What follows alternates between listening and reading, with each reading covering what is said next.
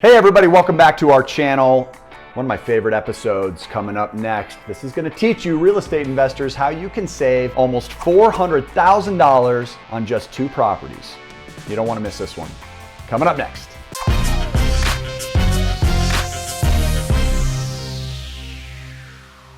All right, guys, Matthew Pillmore here, president of VIP Financial Education. If you're new to our channel, welcome. It's very good to see you. Thank you so much. I'd consider subscribing. We're coming out with fresh content every week. If you are a returning visitor, thank you so much also for trusting in our videos. We know we teach something really spectacular, and we're glad that we can share even just a small piece of your financial success with you. Now, you can't hear what it is we're focusing on too many times. So when I start off a how did we do it video, I like to preface it with just a very basic overview of the 3 steps we're going to be concentrating on through this real life case study. I always recommend going back and watching some of our more popular videos to just get a general sense of the strange vocabulary that we're using and how these techniques really all come together. People will often leave this how did we do it series a little bit confused. All of our videos for that matter. It's not easy to understand, but a couple of reassuring facts. Number 1, our confusion isn't going to change the mathematics. So the longer you sit in that confusion and use it as an excuse not to bank a better way, the more expensive it's going to be. Number 2, this stuff absolutely works and there is guidance available. So that's why we're such a successful organization, in that we can help you step by step. We can take you by the hand, and for everybody, that starts with a complimentary one-on-one implementation coaching session. If you haven't yet taken advantage of that, make sure you visit freecoachingcalendar.com to set up your free one-on-one appointment. But there are a couple of things that you're going to want to first have in the way of necessary ingredients before that's going to be a valuable hour spent. Number 1, you need to have at least $500 per month in average disposable income or cash flow. So the amount of money left over after all your bills are paid, after all of your personal expenses are paid, needs to average at least $500 per month. The more, the better fit you are. The lower your cash flow, the less exciting these techniques will become. So make sure that cash flow is always your number 1 priority. The second item that you really need to make sure you're planning on is having a mortgage now or expecting to get one within the next 18 months. As long as you have those 2 mathematical requirements met, what you see here can also benefit you. It will just be constructed in a different set of directions. It's like a roadmap. Everybody has different roadmaps, but we're all using similar vehicles.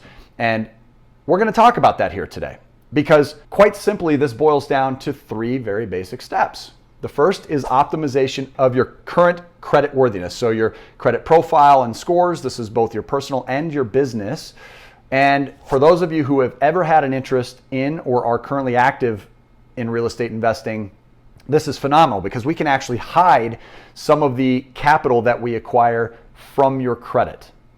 That's the second step of this process. Once we get our credit into a position of looking and sounding the way the banks want us to, we're then acquiring as much as $25,000 up to $250,000 every single year in capital we didn't have access to before. So imagine having hundreds of thousands of dollars of additional funds that you can play with, liquid dollars. You can go out and invest with it. You can attack the liability side of the balance sheet with it, and you always have significantly more in the way of emergency reserves. So there is no downside. You're making more, you're spending less, and there's additional safety in the event of emergencies or unexpected costs. That happens to all of us, right? So we need money, but we don't need money sitting unemployed in a checking and a savings account. And that's what we're going to be talking briefly about today. I'm really excited about this example. This is actually somebody named John. I'm not even hiding that name, but because there are so many Johns, I'm not too worried about the anonymity here. Also, never going to be giving a last name on these how did we do it videos. This is somebody that I actually just spoke with today. Now, for those of you who haven't yet scheduled your one-on-one implementation coaching session, this is an exclusive session. You might even get that call with me. This call happened to be with me. So I look forward to doing these complimentary exclusive calls as often as once per day, but due to my demanding travel schedule these days, I don't always get to. So just keep in mind, if you reach out and you get on the calendar, we're going to do everything we can to try and get you on the phone with me personally, because I just really want to try and take you from where you are to where you want to be much faster and save you a lot of money along the way. So let's dive into John's situation. We've got a cash flow cruncher here, and stay tuned to the end of this call, because not only are you able to get access to this exclusive conversation with us directly, but I'm going to give you your own copy of this cash flow cruncher spreadsheet. It's a phenomenally comprehensive tool. I've not seen any tool being used in real estate like this. There are formulas in here that you won't see anywhere else, which will not only help you through the process of eliminating your mortgages and paying off non-mortgage debt quickly, but it will also help you in the way of investing and understanding exactly what tools are available to you. So you're really going to want this. Stay tuned until the end of today's episode to get that. So as we start on this cash flow summary, what you're looking at is a page that's non-editable. This is just simply importing the data over from all of these other tabs. We've got a revenue and assets tab here at the bottom.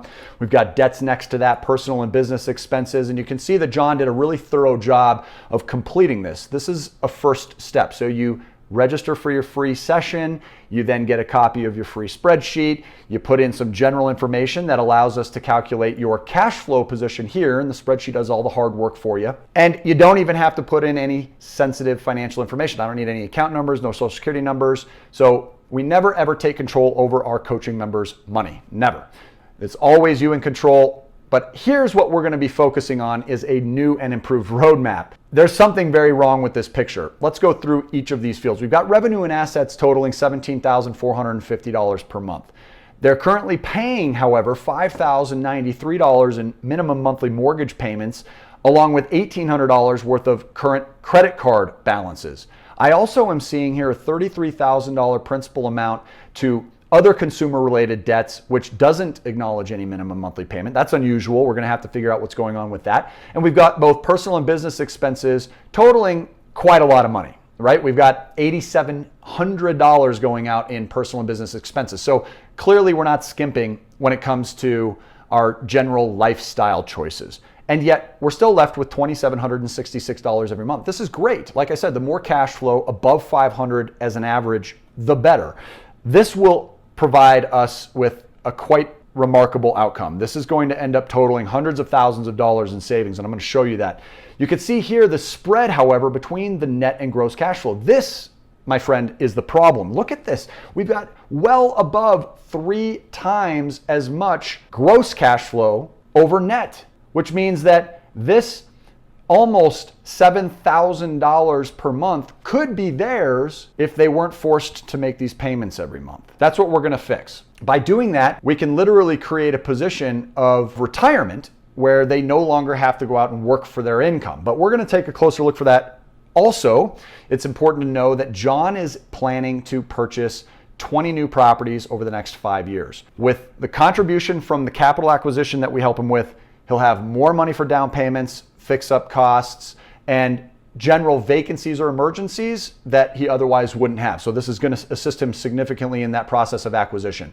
Regardless, for purposes of today's example, he really wanted to keep it as conservative as possible. We're not here to try and shoot for unrealistic stars, nor are we here to create any type of smoke and mirrors. So we're always going to err in these conversations on the side of ultra unrealistically conservative rather than somewhat optimistic. With that in mind, we're going to just kind of move forward through this 3-step hypothesis. We know that credit optimization is always step 1. And when I look at the spreadsheet, I see that there are some discrepancies with credit scores. So we're going to have to take a stronger look at that as he starts in his coaching and start to define A, why that spread exists, and B, what steps need to be followed in order to drive all the credit scores to well over 700 and over time above a 760. So 760 is the target credit score that we're shooting for, but a 700 allows us to start getting access to new capital accounts.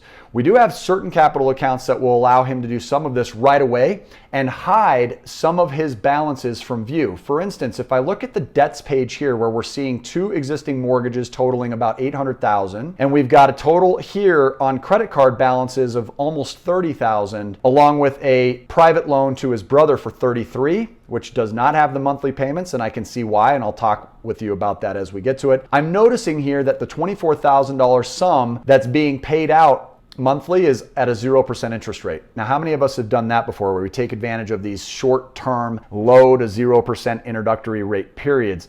Guys, this can be a great strategy, and we've used this technique for a number of different reasons, but keep in mind that this is also a lot riskier. What's happening is people will take these lower introductory rates expecting to be able to pay it off by the time the introduction expires, and they find that they're unable to do that. When that happens, most credit card providers are going to retroactively penalize the borrower and charge them for all of that interest during the introductory period. It can be very expensive. So in this case, we're looking at it from a slightly different perspective. We're not nervous about John not being able to pay this back. As we can see, the net cash flow position certainly would suggest that that's not going to be an issue. But we also are seeing the direct impact to credit. So while 0% is not a bad rate, it's impacting opportunity because it's driving down the credit scores. As you can see here, the current availability on this account is $25,000, whereas the balance is $24,200. Now, on previous videos that we've talked about credit ingredients, you'll learn that this is valued at 30% of your credit scores. And that is outrageous because paying your bills on time is only worth 35%. So we know this is having a dramatic impact against John in a way that might be worth correcting. If we can immediately in 2017 get him access to say $25,000 as a minimum under accounts that don't report, these are hidden from view, we could transfer this $24,200 to another 0% account and pay usually a 3%, but sometimes a 5% balance transfer fee. Now, if we're lucky, we'll find an account that doesn't show up on credit that also doesn't have a balance transfer fee, but it's getting a little optimistic there too, I suspect, which means that if we're paying most likely 3% for this balance transfer, it's going to cost him roughly $750 more. I'm going to bump this balance up to, say, the full $25,000. Now, while this is maxing out this account, we're not experiencing the same downside of the debt to available ratio being maxed because it's not showing up on the credit reports. Therefore, no impact to credit or debt to income ratios. When John goes out and applies for new credit, they will not see this credit. Therefore, they don't calculate that minimum monthly payment into the debt to income calculations, making him more lendable for new mortgages and getting access to his asset portfolio that he's growing into. So this is now paid off under this Bank of America signature tool, freeing up $250 per month, but we obviously will have to pay that down here. So really there's no cash flow adjustment quite yet. However, what's happened to the credit? We're seeing an immediate increase to the credit, right? Which means he's that much more lendable, which means we can go out and get access to another liquid debt weapon. Now, let's say this debt weapon is reporting to credit, but it's same as cash, much like a home equity line of credit, but unsecured. Now, this is not just any line of credit. These are accounts that allow us to replace the inadequacies of our checking and savings accounts. When we allow money to sit idly in checking and savings, that money's being wasted. Let's take a look at John's situation as an example. Here we are on the revenue and assets page. We can see that his income is broken out over many sources, starting with the paycheck, but he earns a quarterly commission. There's also a draw that can be taking place, which I believe is on his day stock trading account through Ameritrade. You can see here that he's got an expense reimbursement through his current employer, along with a rental property that's producing $2,250 per month in gross rents. Credit has now increased, so we suspect all scores to be over 700 at this point. And now we're taking a look at what reserves are being wasted. In this case, we've got $10,000 sitting in a checking here. We've got a savings account of $2,700. We've got two corporate accounts totaling $48,400, along with real estate, business, and discretionary accounts, $5,900. This money's sitting here unemployed, right? $67,000. Aside from this day trading account of $43,400, the rest of this is basically unemployed money.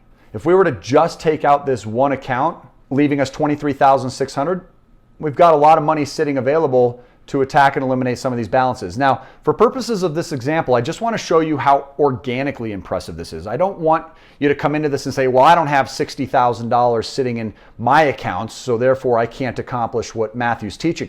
That's not true at all. I'm going to show you from the very first dollar how this can be a much better plan, and we're just going to leave this $67,000 untouched. Commit that to memory. $67,000 was here before we started. What happens if over the first, say, 90 to 120 days, I've gotten John access to an additional $50,000, of which he's used $25,000 to pay off his current Bank of America signature credit card account, transferring it to another 0% account and paying $750 in in a one-time balance transfer fee for that. We've got another $25,000, which we're going to use to take and pay off all of this $4,800 balance. $4,853 is the remaining balances here for these credit card accounts, and we're going to clear these.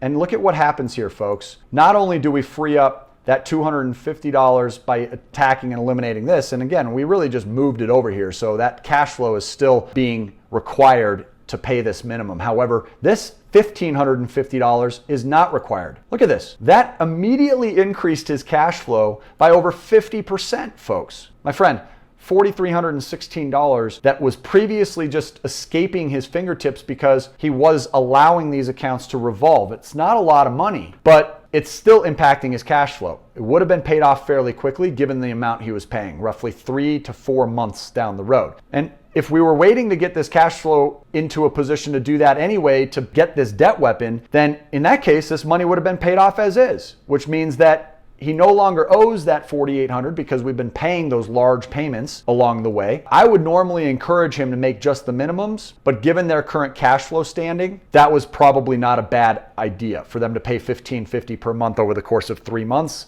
We'll say it even took him 4. Let's say an unexpected expense came up. On the personal expense page, I do want to just point a couple of things out that you may want to consider yourselves. Because John just moved into a brand new primary residence, you can see that we've accounted for furnishing and repairs on that of $1,000 per month. That's likely a temporary average. Over time, that will come down. Also, we have a miscellaneous category here of $1,000 per month. This is counting all of those things that are going to creep up that maybe were missed. But you can see there was a very thorough accounting of their expenses, not just from a personal standpoint, but John also did a great job of including business-related expenses as well. Everything from lawyers to tax prep. You can see the landscape and bandit signs. This is all the stuff that he's doing for his real estate business. And there are annual and monthly costs associated with that he's averaged in. So really thorough job. But on the personal expenses side, we still decided to account for $1,000 just in case. Okay. Conservativity is a great way of designing one of these roadmaps. All right, so as we get back into the debts page here, we know that over this 3 or 4 month period of time, they've been saving money too, right? So the cash flow position before they paid off all of these credit card accounts, so they had $1,550 here. Their cash flow position over that 3 to 4 month period was $2,766. So let's say they had $10,000 saved, right? That needs to go to work too. So this is future cash flow, and this would be the first 4 months, right? We're going to call it 10,000 while it's actually going to be closer to north of 11. So we have $10,000 to work with. Like I said, 3 to 4 months later, this $4,800 has been paid off, and this $1,550 that was being allocated towards that over that period of time no longer has to be committed to it. So here we are, and we've got access to $10,000 organically that we're now going to be putting to work. I'm going to say this needs to be paid down here. And keep in mind that a very important part of this process is separating business from personal. We are never commingling during this process. I'm only showing this for illustration purposes. So this will not be the exact plan that John follows through coaching. This is a high-level, speculative hypothetical that we are using just to try and identify a general timeline and potential interest savings over. And that's really important to know. So your plan will be different than this, as will John's. If we were to take $10,000 and pay this down, he would have roughly $15,000 left. And this minimum payment obligation of $250 per month would also be reduced to say $150. It's all relative. This is about a 1% target rate. 1% of the minimum payment obligation on 0% is going to end up being $150 per month. Now this 0% we're going to say is good for another year. We're 4 months in on that account. So we've got at least 8 more months on this $15,000. We also know that this private loan to John's brother is a balloon. It's due at the end of the year. So while he's not making minimum monthly payments on this account, we do know that he will owe on a $30,000 loan with a 10% interest cost, $33,000 by year's end. That's December of 2017. So we're going to need to have some money aside. We also still have a total of, and this is not a value, this loan, while it's sitting in the bank right now, right? And this $10,000 is no longer here. We've already paid that down. We've got $67,000 sitting in the bank, but we also have another $50,000 available of value here, of which 15 is used, so 35 grand left. So we know we can pay back a good percentage of this just based on the debt weapons that we get come December. Now, let's calculate the cash flow for the next, say, 4 months. We're here in April. We've got 8 more months till December. We've used 4 of them in this example already. So we've got 4 months more at the new cash flow position of $4,416, right? So 4 times 4,416 is a total of $17,664 that they could save. So we now have 17 grand more to work with. In this case, by the time that 0% account is expiring, we could easily be paying this thing off. $150 being paid over the course of the following 8 months would tell us how much principal has been paid off. I'm going to say that's an even 1,000, even though really we know it's 1,200. I'm going to knock this down to 14,000 as a new existing principal payoff amount. And again, since that's hidden from view, I'm not going to be worried about it until the very last minute. We can also then take at this point 17,000 and basically pay this account in half, right? So we've got now about a $16,000 balance, and this leaves us about $664 saved from the cash flow from this point moving forward, okay? Now, you'll notice I haven't purchased any new real estate yet. He has all this access to money if he chooses to. Credit is obviously significantly better than it was before because we're now, again, about 8 months down the road. Adding that now to the following 4 months worth of 0% interest, right? We've got another 4 months worth of cash flow that we can calculate. So we've got 4416 times 4 months is 17,664 again, right? So we can just basically add that here in additional reserves, which means that by December he still owes his brother 16,000. He could have easily taken that from one of these accounts and it would have been replenished 4 months later by the time this $14,000 needs to be paid off. At this point, we're either transferring this away to another 0% or we're satisfying it in full using a new debt weapon. I'm going to suggest that we just satisfy this thing in full at this point. We're going to pay off the $14,000. The brother at this point has been paid back.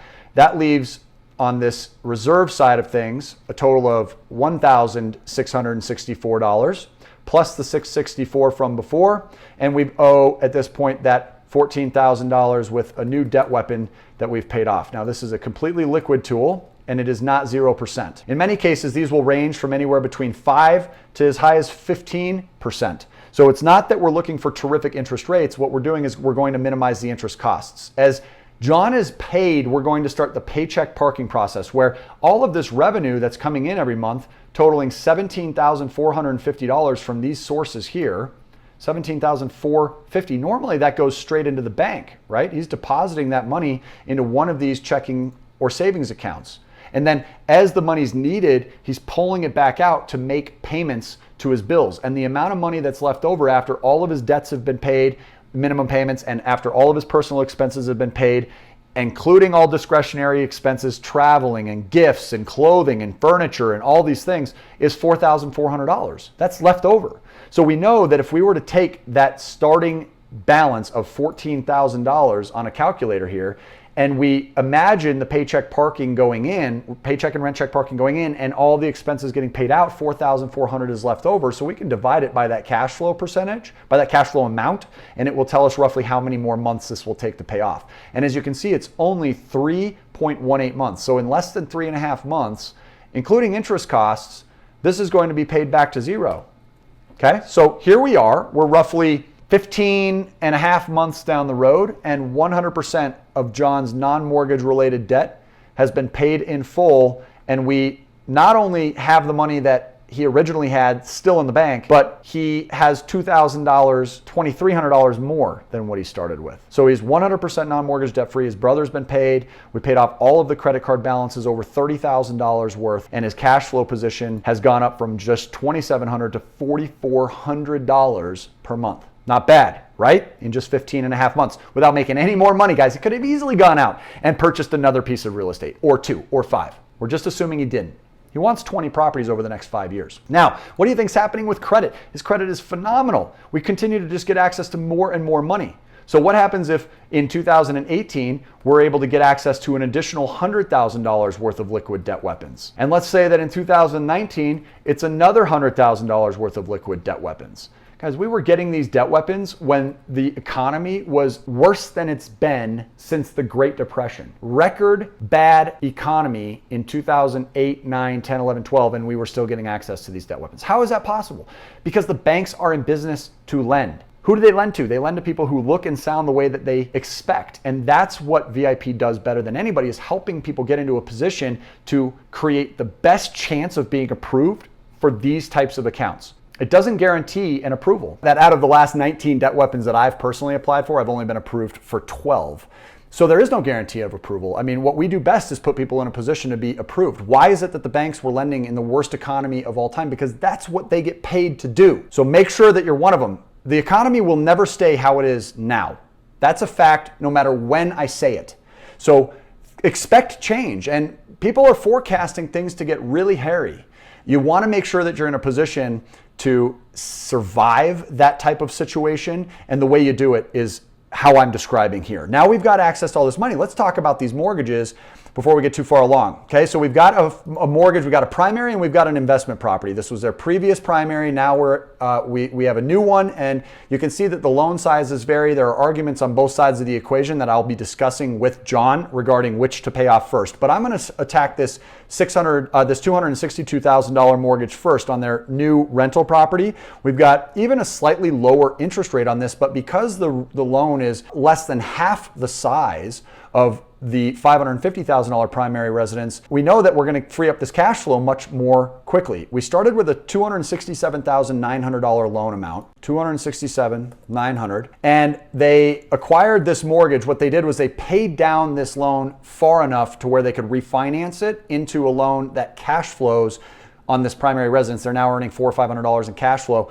and they then moved into their new primary residence. Okay, so this loan is brand new. They just acquired it. They closed on it in July, which means that their first payment was September 1st of 2016. So less than 1 year they've had this mortgage. Now, here's why this is so pathetic. Look at this. They're paying $669 in interest on just $459 in principal out of this $1,129 payment. That's outrageous. Oops, it looks like we've got the wrong rate in here. It even gets worse. 6.625. You can see $809 in interest to just $412 in principal on a $1,221 minimum monthly payment. And take a look at this. Almost $172,000 worth of interest that will increase this house by that amount. $172,000. Now, why in the world would that be acceptable to you or to anybody else?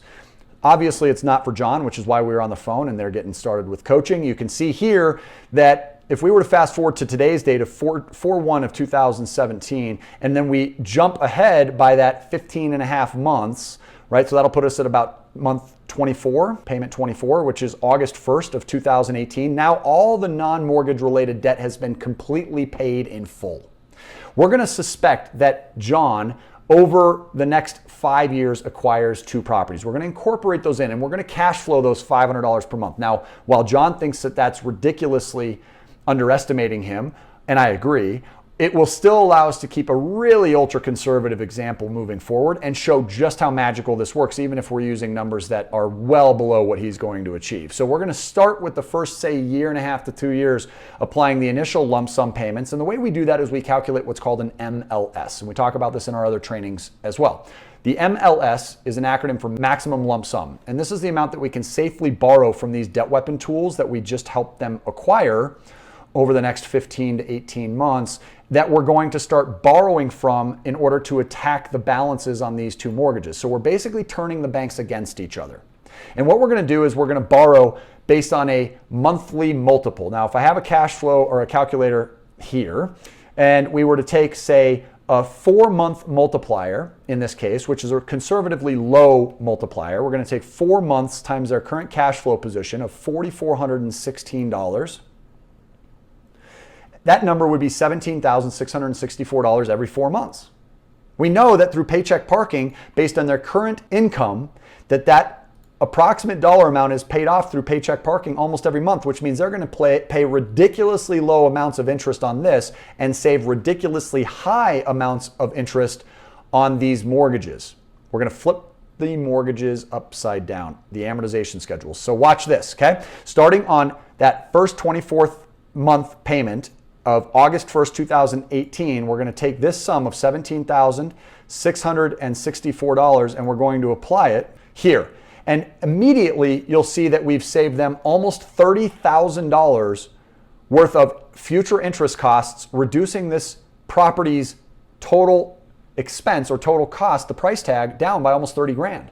And you can see that this leapfrogs them down the amortization schedule. So as opposed to only increasing their principal contribution by a little over $1.30, they're now jumping from $440 in principal every month all the way to $497, $96.81. That's outstanding. And the best news is they get to do this every 4 months. So I can just fly down this amortization schedule and go from payment 24 to 28 because I know that that debt weapon that we used $17,644 from, $17,664, we use this and then it's paid back 4 months later. So we can just draw it out again and apply another $17,644 in another lump sum, pay it off, use it, pay it off, use it, pay it off. So even if all I did was get them one debt weapon for $25,000 that didn't report to their personal credit reports and used it over and over and over again, watch the outcome on just this one property. From payment 24, we go to payment 28 and they apply another $17,444.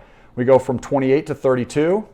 32 to 36, and we get to do this over and over again. Now, this is not interfering with John's plans to invest. He can go out and invest on anything and even use the other debt weapons to do that, which will increase the cash flow, making these lump sum amounts that much bigger, meaning that these will be paid off that much faster and we'll be able to turn our attention to the next debt in line. So every 4-month cycle, we're applying another $17,664 to this loan, and we're turning the banks against each other in the meanwhile, allowing us to save outstanding sums. So we can see here that payment 72 will be the last one. The remaining balance is $53.20 at this point. Now we're paid in full. Last sum here, freeing up another $1,221 worth of cash flow. So this is future cash flow on this property on 6149, and that's going to be $1,220 in principal and interest costs that they no longer have to pay. So take a look at their new cash flow position. $5,636 a month, folks. The news gets even better. They are going to save on this property almost $135,000 on one home, and the payoff date is August 1st of 2022, my friend. You realize that this is significantly under 5.5 years.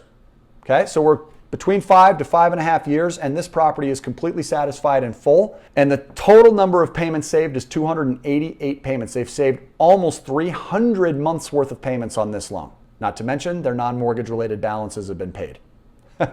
Now, let's see what happens on the next mortgage in line. We've got a primary residence that's even worse, and that loan started as a $555,750 balance at 3.875%. So they're at 3 7/8 on that, a 30-year fixed. And this mortgage was acquired in August. They skipped September. First payment was October of 2016. Now, unfortunately, the story doesn't get a lot better when you look at this loan and amortization schedule. Often considered one of the most insidious devices ever created by mankind, in that they'll pay $17.94 in interest while only paying $8.18 in principal. Again, absurd.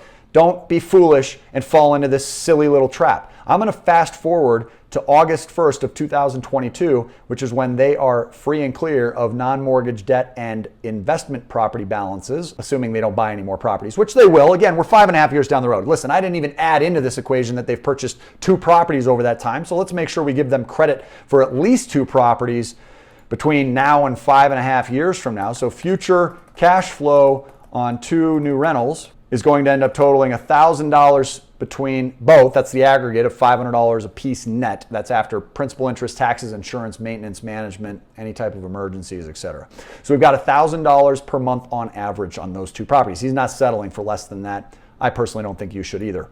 You can see a $6,636 net cash flow position by the time we start attacking this new mortgage here of $555,000.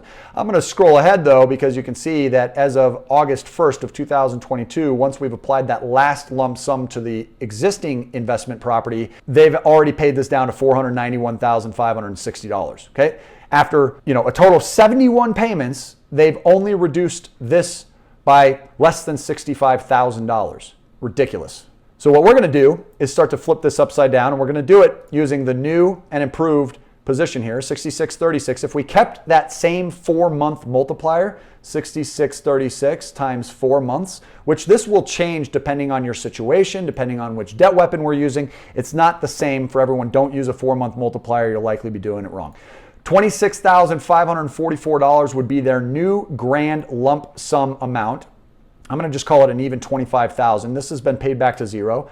We could even be using an account that doesn't show up on credit and max the whole thing out and use $25,000 over and over and over. This says $26,500. I'm going to use $25,000. We're just going to keep it really simple and conservative.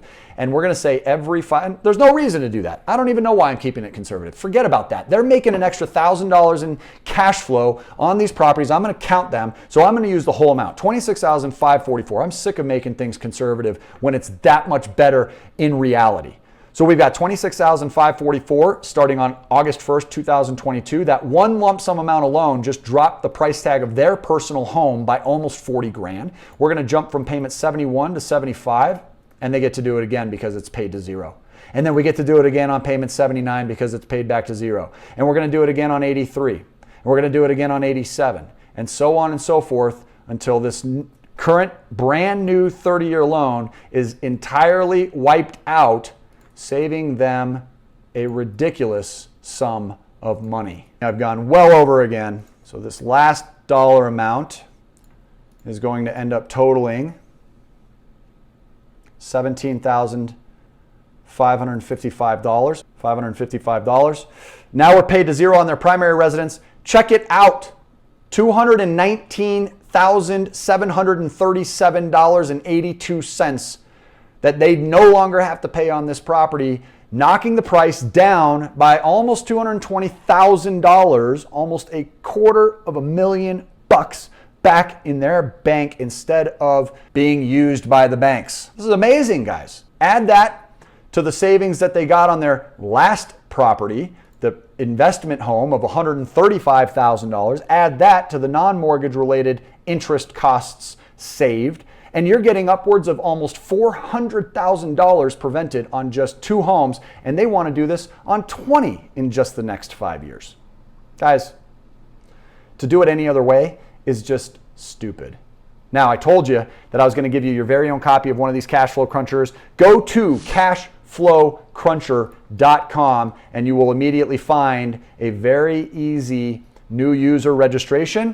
You can get access to this completely free of charge. We don't need any sensitive financial information like account numbers or social security numbers. We're also not here to try and sell you anything. Yes, we have a coaching program. That coaching program is only compatible for about 25% of our audience members, which means people are 3 times more likely to be disqualified as a good fit working with us on an ongoing basis. So just make sure that you come in, you schedule your free coaching session. You do that by visiting the freecoachingcalendar.com. It looks like this. You'll come in and you'll select free coaching session, and with any luck, it'll be me and you that get a chance to speak and get to know each other on the phone a little while. I'm going to give you up to 60 minutes of my time. Very, very grateful to be able to do that, and I'm excited to help you supercharge your plan as well. Don't forget to subscribe, turn on the notifications so you're alerted every time we announce new videos. Check out all of our classes. Make sure you share them with your community. We've got a terrific affiliate program as well. When you share our free education with people that you know and love, you can also earn a huge commission anytime somebody's a great candidate for an ongoing coaching relationship with us and takes advantage of it. So we want to make sure that we operate as an ocean and the rising tide lifts all ships. So we're here to all become successful together and ultimately kind of take money away from the banks if possible. So we're looking forward to working with you guys.